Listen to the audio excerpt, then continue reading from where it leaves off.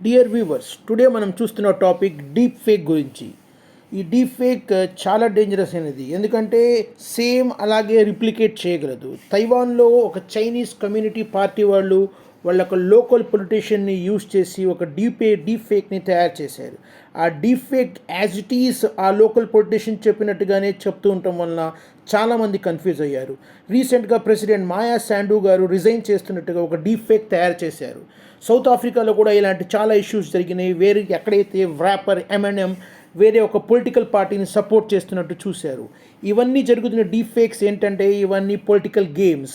ఎవరికి వాళ్ళు ఆ డీప్ ఫేక్ని యూజ్ చేసి పొలిటికల్ గేమ్ని ఆడి వాళ్ళ యొక్క సెలబ్రిటీస్ ద్వారా విషయాలని చెప్పడానికి ట్రై చేస్తున్నారు.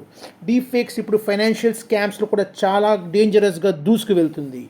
దీంట్లో సెలబ్రిటీస్ ద్వారా పర్టికులర్ స్టాక్స్లో ఇన్వెస్ట్మెంట్ చేయమని వాటిలో చాలా ప్రాఫిట్స్ వస్తాయని చెప్పి అబుతబ్బు ప్రాపగాండాస్ చేస్తున్నారు. సో మనమందరం అలాంటి వాటితో చాలా జాగ్రత్తగా ఉండాల్సింది.